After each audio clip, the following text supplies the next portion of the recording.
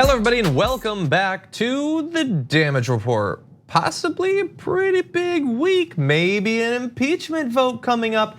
And so who better to launch into what might be a historic week than me, but also Brooke's here. Oh, I'm kidding. No, it's awesome that you're here. Brooke Thomas, glad that you're here, as with all Mondays. All right, it didn't start off sounding like that. I thought that I took the joke back fast enough. Did you think so? To like, no. Yeah, no. I think next time rethink making the joke at all. Yeah, right. We're talking, really. I want what's best for you. Okay, yes. Thank you. It doesn't seem like that though. You're the one who started this off shady. I'm totally joking. No, it was like smiling all day. I walked in smiling. You did.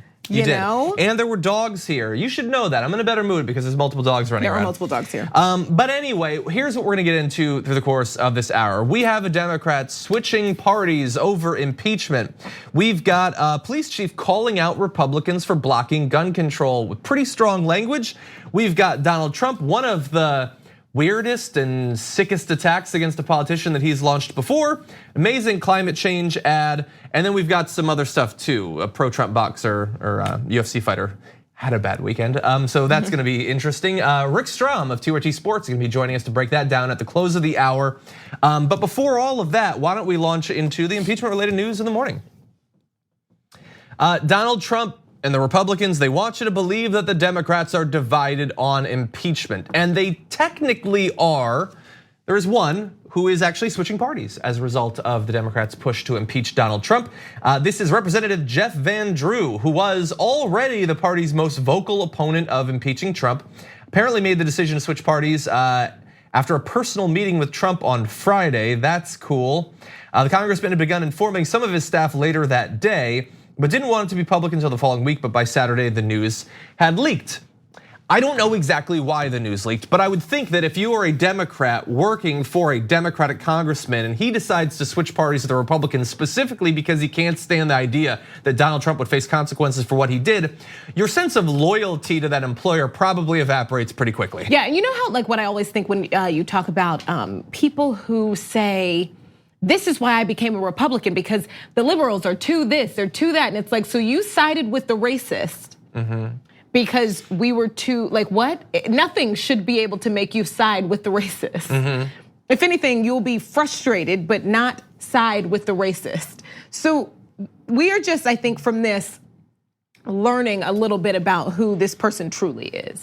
That's all this is. I think that there are a lot of reasons that you could switch parties. And this does happen, by the way. If you're just getting into American politics, every once in a while, I don't know, every year or so, someone changes parties. It's even happened with senators in the past couple of decades. It's rare, but it happens.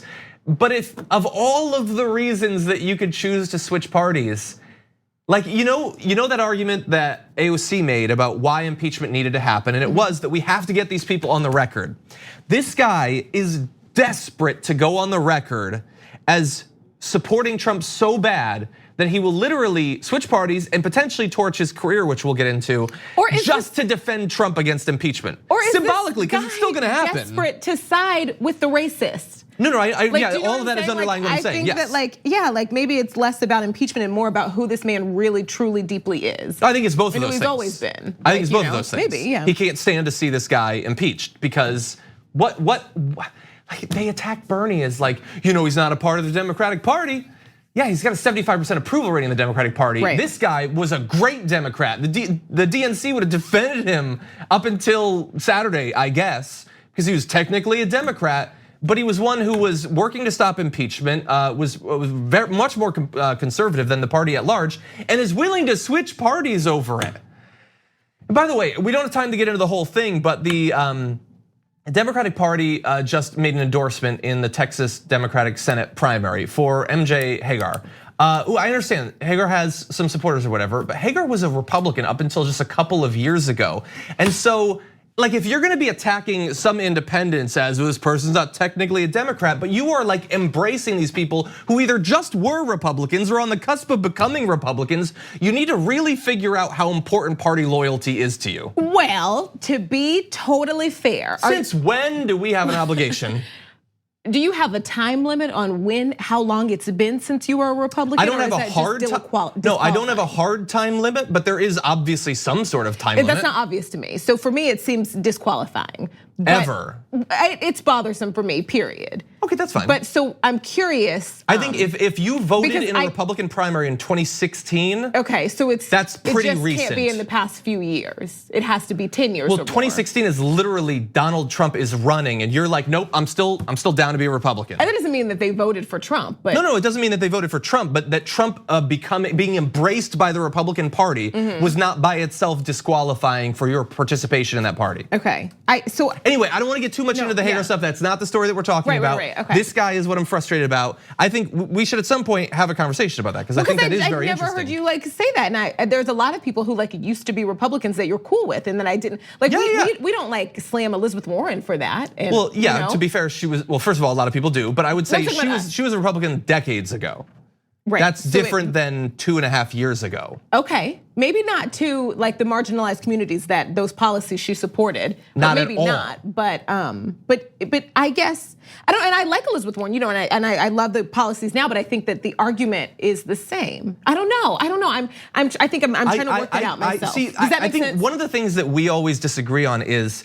I agree. One of the many things that we found. I think there's 3 things. No. I always disagree about it not making any difference. Okay. I think it doesn't make all the difference, but it doesn't make no difference. I'm somewhere here. I think that with this being the distance between us, I'm somewhere here. Yeah, no, I think that it doesn't make all the difference. It doesn't make no difference, but I think of there's less of a difference that it makes for me, on the spectrum. No matter how long ago it was, it's all about the same for me. I don't necessarily agree with you, but I respect your opinion. Okay. You know who probably doesn't? This guy. Anyway, I honestly don't know. Yeah, I don't know what this is. To be fair, what is this? I don't know. We're talking about a million different things. Look, I didn't know a lot about this guy beforehand. I probably won't learn much after this because he's becoming a Republican. But I'm on the same page to just jump ahead.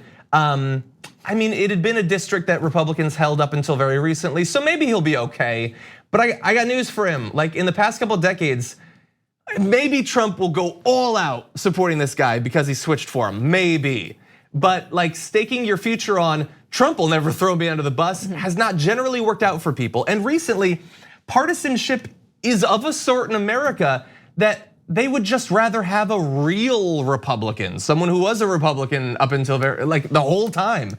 And so I want to give credit to Sahil Kapoor, who tweeted out most recent party switchers in the US Congress and what ended up happening to them. So you had Justin Amash. We'll see. I don't think the Republicans are going to like him very much, but Parker Griffin. Determine is hilarious. Exactly. Switched from Democrat to Republican, then lost in the primary. Arlen Specter switched from Republican to Democrat, lost in the primary. This isn't as clever as politicians think it is, I think. People don't like this generally. And it's not to say that people shouldn't be able to change, but you better have a good reason. And I think the Dems are being too hard on Trump.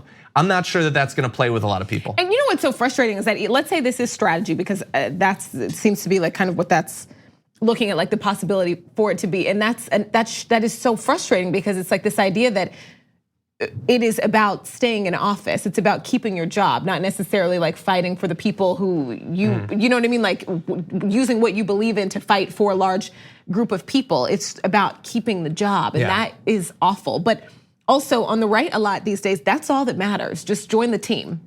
Doesn't matter how, who, what, when, just join the team. Yeah.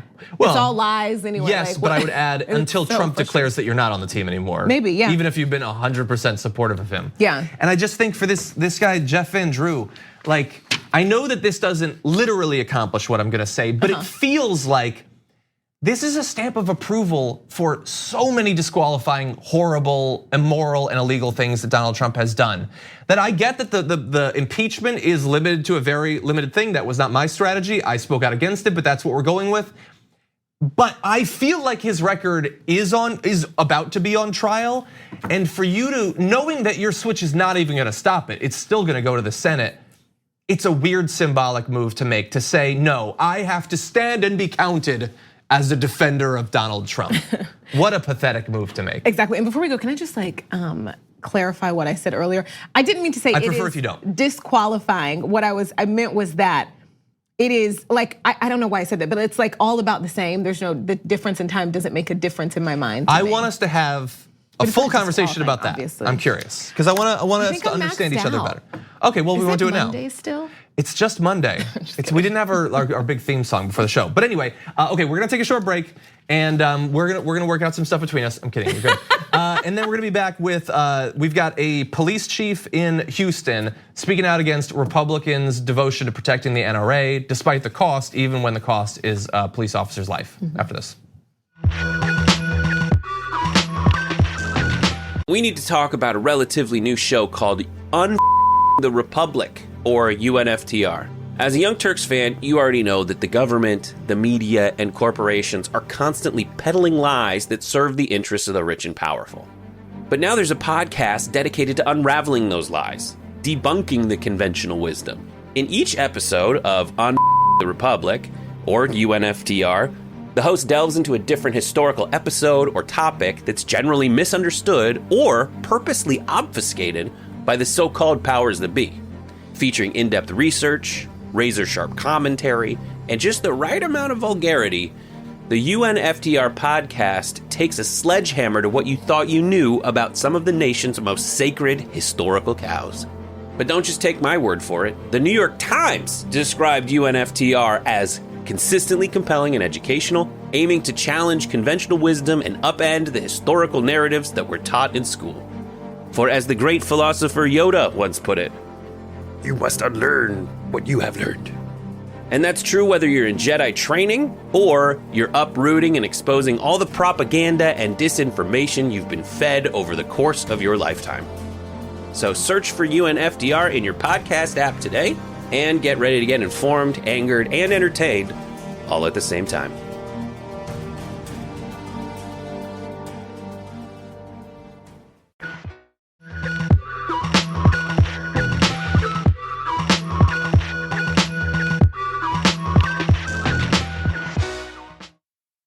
You're either here for women and children and our daughters and our sisters and our aunts, or you're here for the NRA.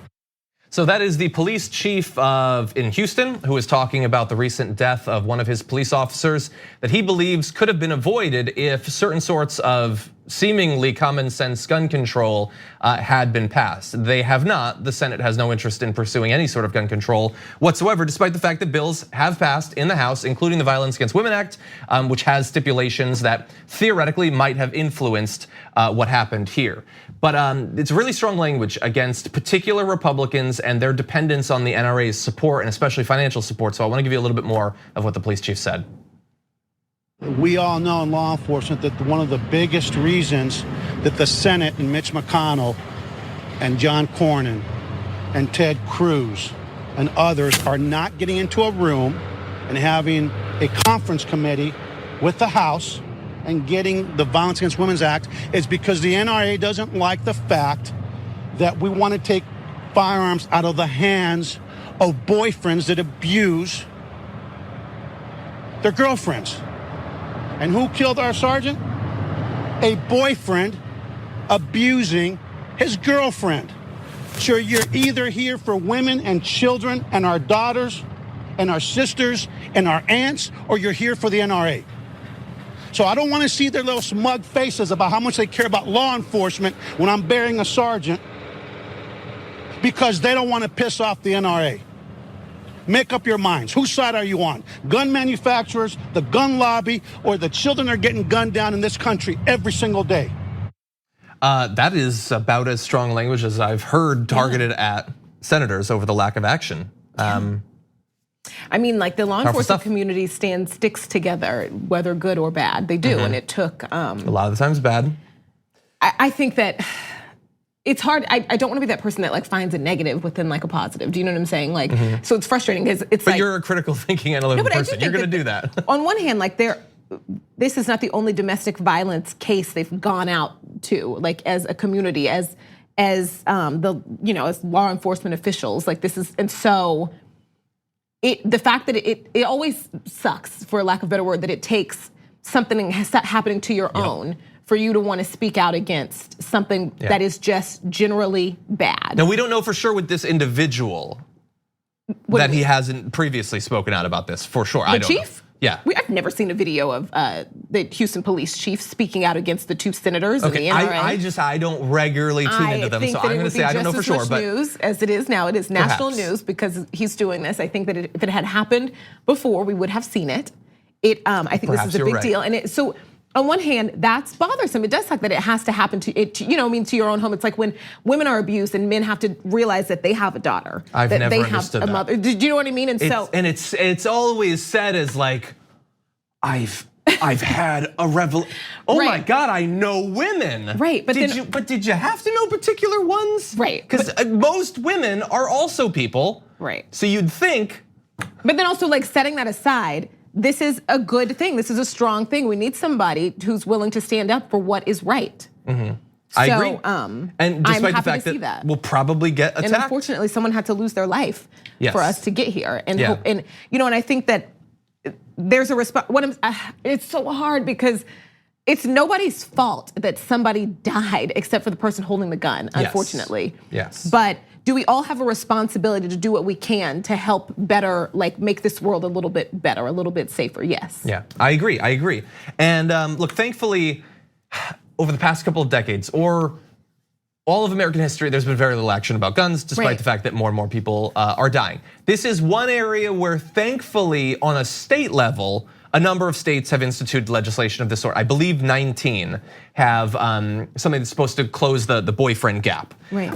But federally, no. And some of the politicians that the police chief there mentioned, they'll say, oh, no, it's not that I'm against it in principle. It's just there's issues with the bill. And so we're just not gonna do anything for literally years. And if a bunch of women get killed by guys that have previously abused them and they wanna go get a gun, it bothers me, but I'm not gonna do anything about it effectively because they are so worried that the NRA will talk about its slippery slope that it leads them to insane positions like fighting for people to be able to take guns into bars and airports, and people on the terrorist watch list should still be able to own firearms, and people who've been regularly abusing their spouse should still be able to have firearms. To regular people, that is madness. But when your political career depends on donations from the NRA and NRA members, you will follow that incredibly immoral path.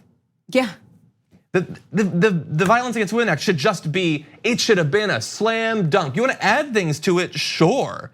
I think there should be progress in a 3-decade period. But the fact that so long as we have Republicans controlling literally any branch of government, there will be nothing done, that is madness. It is, absolutely, and it's also, I hope that in pushing these 2 senators to do something, that part of the focus can actually be on women. And because I think the police department in general, like the police community, can do a better part, our criminal justice system can do a better part of protecting women who are survivors or victims of domestic violence. And do you know what I mean? Like, because oftentimes, even outside of this issue, absolutely, when something terrible happens, it's the 4th or 5th time. Yeah. And so I hope that this conversation starts something bigger. Yeah. And everyone is able to look within, and the answers and the responses that we're getting from the 2 senators are gross. Yeah, they're self-serving. Yeah. Best interpretation, self-serving. I couldn't agree more, so we'll end there. We're gonna take a short break. When we come back, let's turn to Donald Trump launching a new attack against Nancy Pelosi.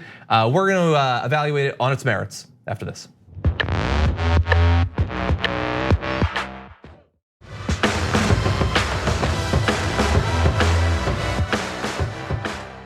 So with Donald Trump, there are 2 things. There are vicious juvenile attacks and there's projection. And sometimes there's both. And so we have an example of that today.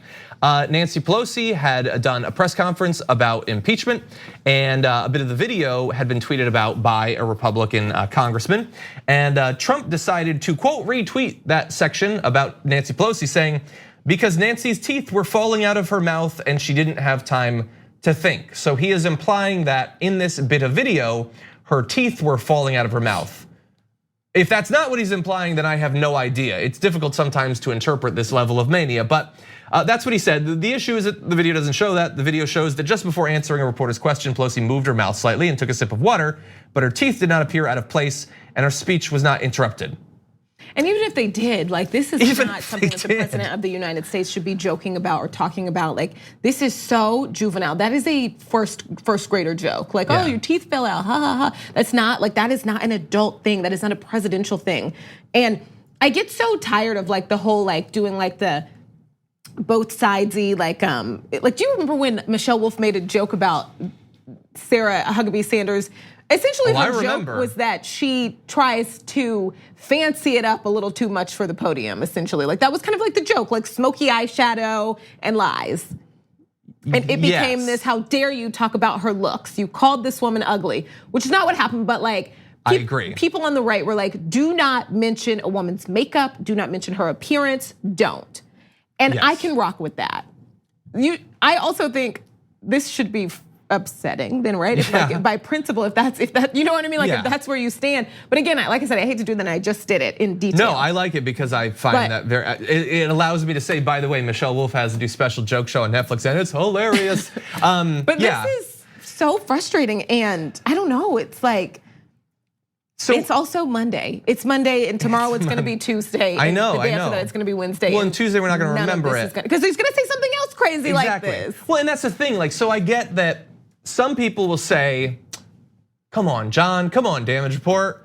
Why are you wasting our time with this?" And I get it. There's a lot of other important stuff. I would argue that we're covering some of it on the show today, but like, what are you supposed to do? What are you supposed to do? Are you supposed to just say, "Oh, doesn't look like anything to me. I have no standards anymore, so I'm going to allow everything." And I understand that like covering it doesn't stop it, obviously. I mean, but like, what are you supposed to do if you want to live in a rational world? What course can we take at this point? I don't know. It is so, this is mortifying. Like just a couple weeks ago, like a group of normal leaders were, I guess actually a couple of them have made pretty horrible mistakes, but we're like making fun of how, I said one and then I realized who else was standing there and I was like, okay, so actually all of them in the circle. All of them are bad too, in different ways. Right. But we're making fun of how ridiculous this man is, and he's just going with it. He's just doubling down on, I am a fool. Like, I mean. Yeah, so, I like at the, I have to say it, okay? I had to say it because we pulled the videos anyway, so I have to say it. It's not just that he's like saying her teeth were falling out when they weren't. It's this weird like Michael Scottian thing where like he looks at something and he describes it in a way that's objectively not, like you're talking about people laughing, they're not laughing. You're talking about teeth falling out, they're not falling out. How which seems dare you compare the GOAT that is no, but like Michael Scott but this man. I've only compared him to the worst components. He does that thing and he might have done Scott's tots. It's Trump's tots. That's how, anyway. But the important thing is it didn't happen. And I alluded to in the intro that it's projection. Like he did that projection about Elizabeth Warren, like in her marriage, when he's clearly talking about the fact that Melania lives on a different floor than he does. And this is just the most specific projection I've ever seen, because when he's talking about somebody having trouble talking because their teeth are falling out, I understand that if you're an elderly person and you have to deal with dentures, I don't yet know what that's like, but I am aging and I eat a lot of sugar, so I'll get there. But for right now, Trump's there, as you'll see. Let us rethink old assumptions and open our hearts and minds to possible and possibilities. And finally, I ask the leaders of the region, political and religious, Israeli and Palestinian, Jewish and Christian and Muslim, to join us in the noble quest for lasting peace. Thank you. God bless you. God bless Israel. God bless the Palestinians, and God bless the United States. Thank you very much. Was that an audio thing? By the way, thank you for saying God bless the Palestinians. Yeah, that was nice. I'm shocked he said that. I hadn't seen that. Good job. The rest of the performance was terrible. Your teeth are falling out. And by the way, because you're not an older man. It's a weird thing to say to anybody. No, I'm old. I understand. Yeah. It's not an actual loophole. Yes. But as a kid, the loophole was when you do it, I get to do it to you. So no, but he's an older guy. He's got dentures. Sometimes they slip out. That's just a thing that happens. I have no idea if Nancy Pelosi even has dentures, but if she does, they might slip out. That's just a thing that happens. But if yours perpetually are slipping out and you're slurring in your speeches, maybe be a little bit more accommodating if someone else doesn't even have that happen. Yeah. With your ridiculous projection. It's just frustrating. Like it would just be so much more respectful. Bring up something in her district that your base wouldn't like. Yeah. Bring up something, you know what I mean? Like instead it's like she's coming after you with the threat of impeachment. And you're talking about her teeth as like a comeback because that's all it takes. And this is just juvenile. And I hate the whole, it's just, I don't know, the office of the presidency. Not even that, just being an adult should be the factor that like you don't behave like that. You don't act like that. You don't say things like that. And as a person who wants someone who's different in fundamental ways to occupy the office, I hate that gets conflated with, well, Trump is different. Yeah, but not in the good ways, okay? I want someone who doesn't accept donations from certain types of industries, who actually rethinks what's possible, what we can do with legislation, all of that. I want someone who fundamentally rethinks what the presidency is about, but not in a way that just results in trolling people. That's a waste. Everything that he tweets or says publicly is like, it's a representation of our country, and I'm embarrassed. Yeah. What can you do? We'll leave it at that. Okay, so I'm gonna turn to another topic. Just briefly, I wanna show you this. There's a candidate for Senate, Andrew Romanoff, who has a new ad that's out that he's getting criticized for quite a bit. I wanna show you a section of the ad and then we'll comment.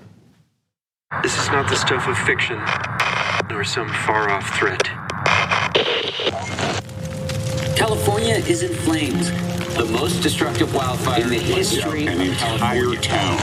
This is a clear and present danger to life on Earth. This is uncharted territory. The strongest to ever hit the Florida. Officials are overwhelmed. A catastrophe of our own creation. A climate crisis that condemns our children to an ever hotter planet.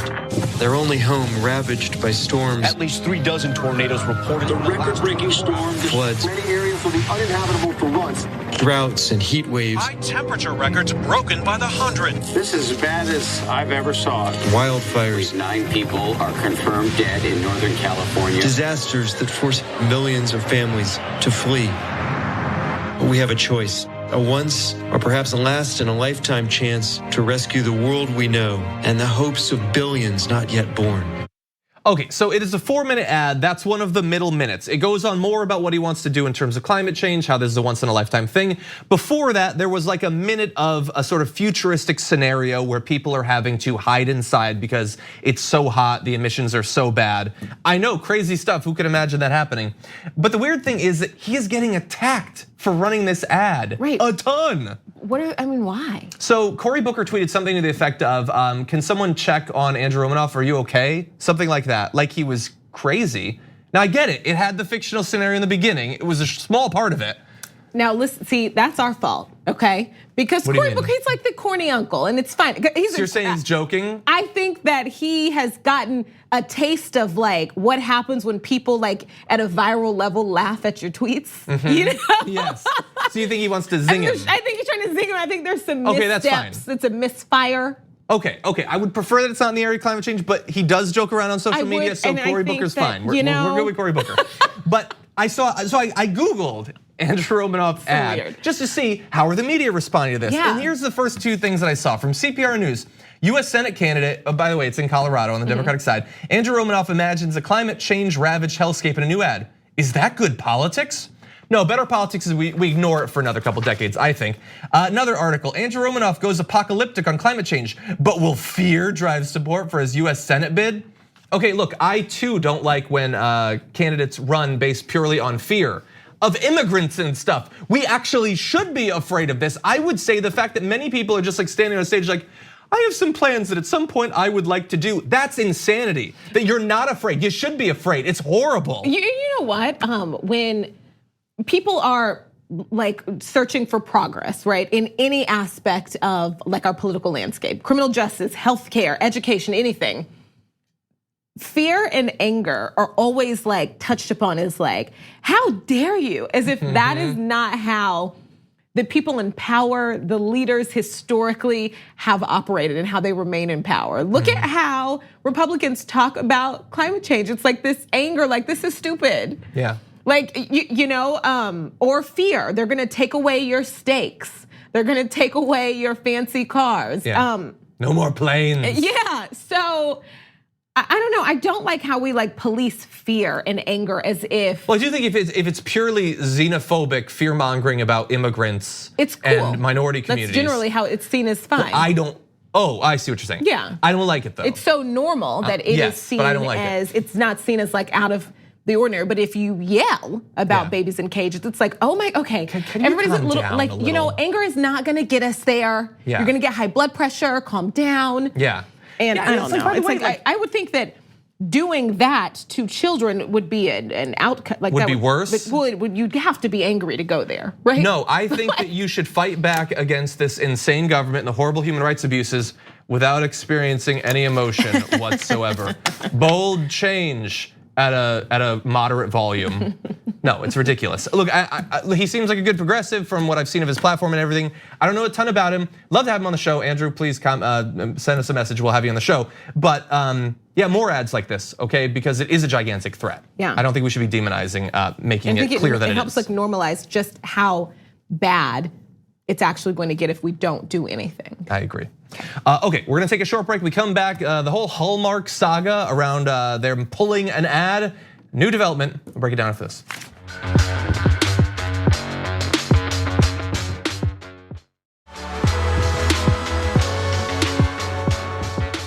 So initially there had been an ad for the Hallmark channel. It was from Zola, a wedding planning website where there was a lesbian kiss. My God, in 2019. But my joking reaction there is how a lot of Americans actually reacted, and so they pulled the ad a couple of days ago. But now fast forward to today, they have reversed that decision and the ad will be replaying once again. An executive for Hallmark Cards, Mike Perry, said on Sunday that the team at the parent company behind the Hallmark channel, Crown Media Family Networks, has, quote, been agonizing over this decision. As we've seen, the hurt is unintentionally caused.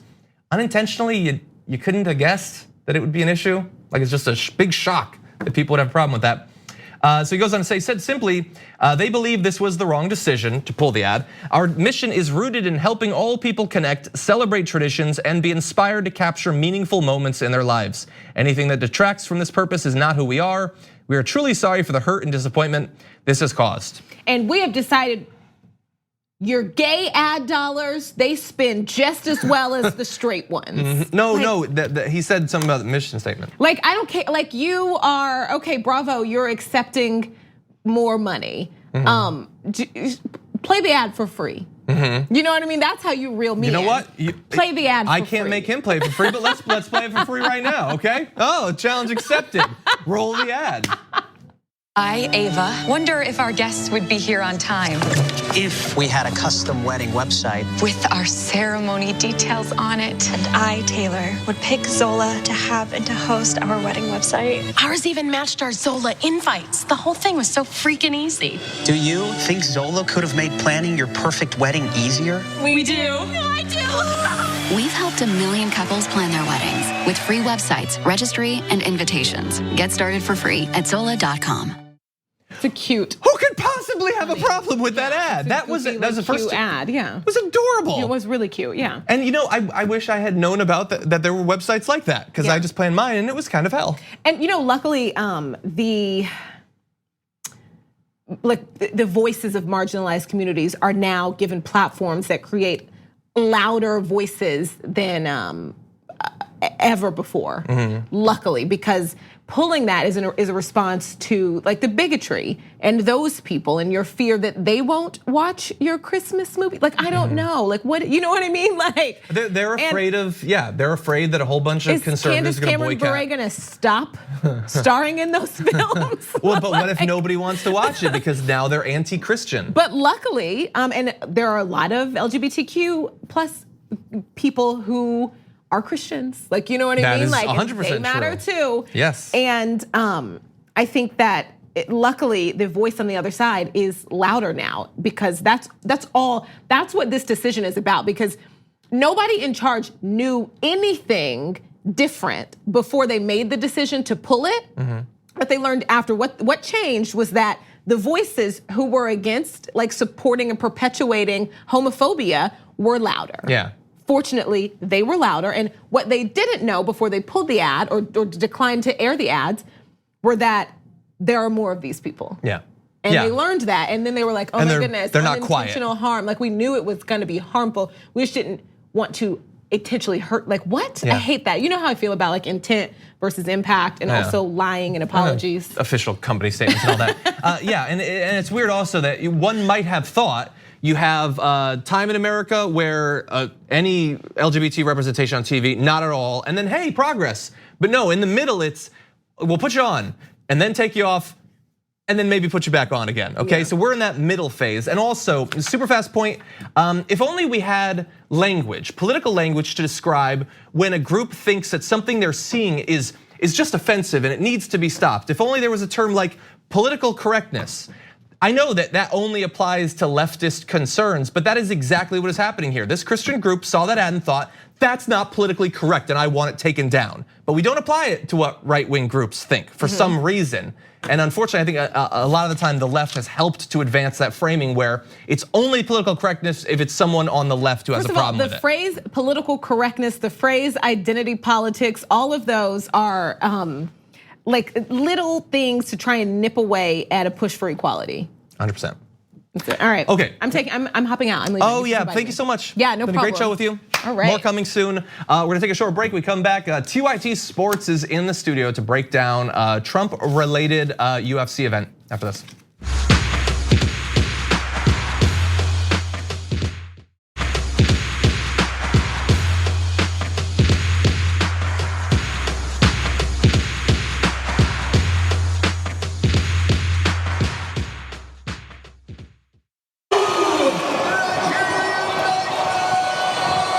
So there you have a UFC event. Colby Covington, who just finished the event and is running away, gotta be in victory, right? Look, I didn't see the event. So Rick Strom of TYT Sports joins us. I did.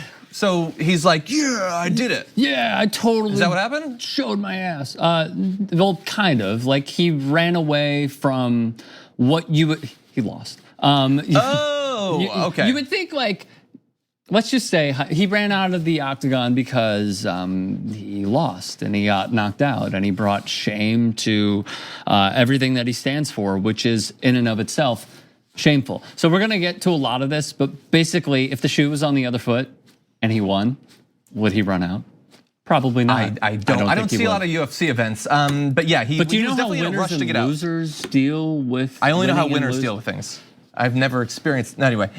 So he did run out and he experienced a pretty bad injury, right? He did, yes. Okay, I wish that we could show you the footage, but they would literally drop a satellite on our studio if we did that, the UFC would. But we can't. They have some pull. They do, they're powerful. Yeah. They've had so many of these events, but his jaw was broken? Yes. Is that a thing that happens in the UFC often?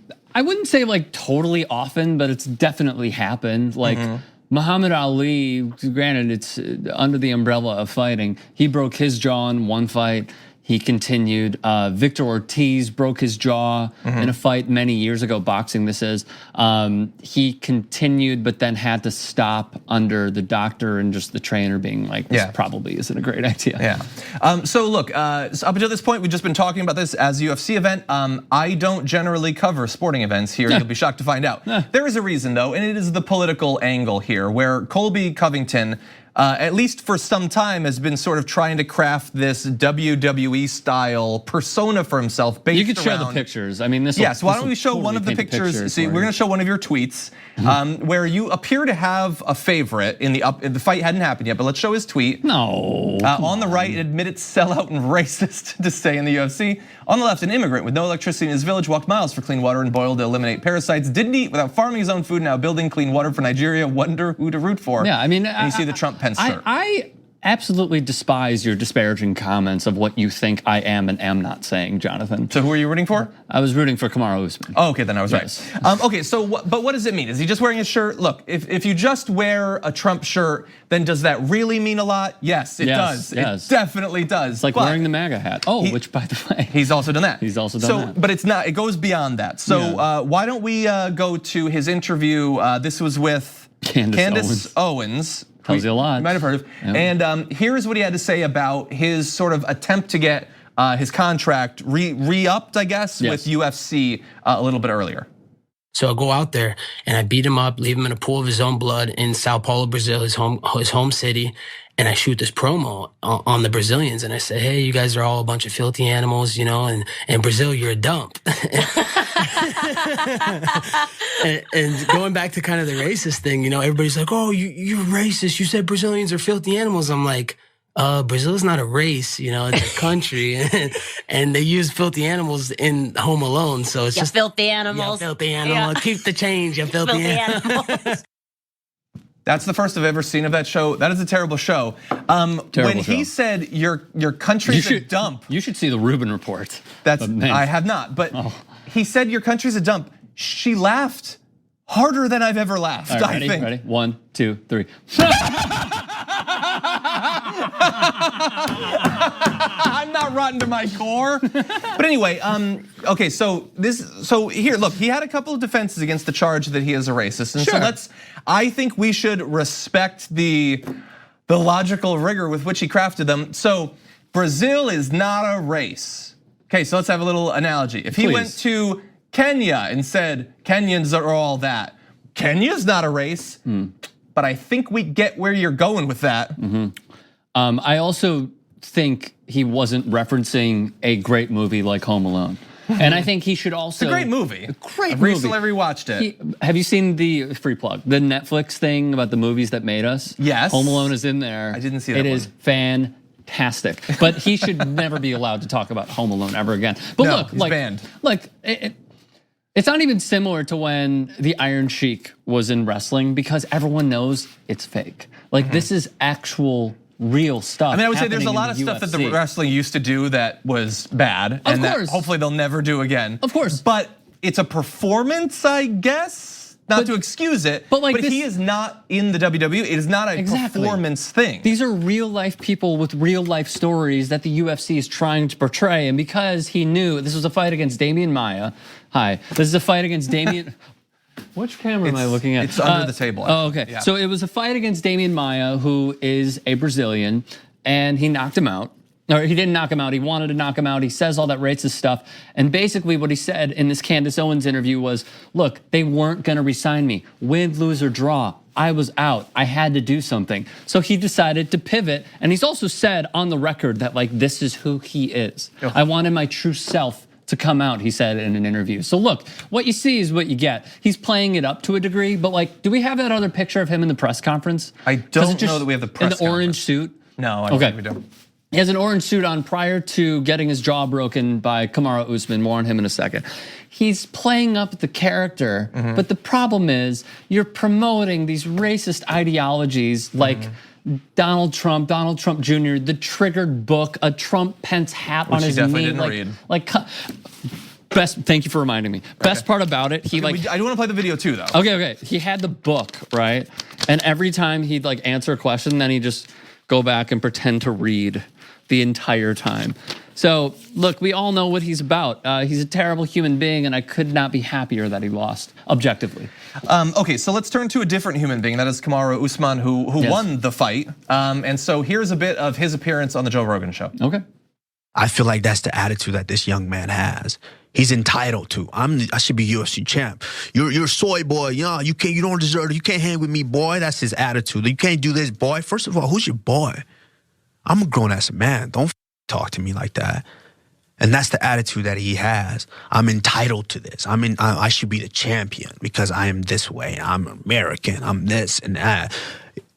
Bro, we're all American here. And so this fight is greater than just me beating up a guy that's talking a lot. This fight means a lot to me. So when I get the chance to put my hands on that guy, let's just know it's the wrath of every immigrant that has stepped foot in this country. That's amazing. That's injected amazing. into my veins. Yes. Yeah, you call someone a soy boy and then they break your jaw. I mean, maybe rethink the way you attack people. But anyway, looks like the better man won. The better man won. Awesome. Kamaru Usman, I interviewed him at the ESPYs. He could not be happier to talk basically about this entire aspect and angle of the event. And Colby Covington made it about American against immigrant, where Kamaru Usman says we're all Americans. Thank you for joining us. Great to have you on today. Thank you everybody for watching the full show. We got lots planned this week, and you can expect, JR and Brett and all of that. It should be a good week. So I'll see you tomorrow morning.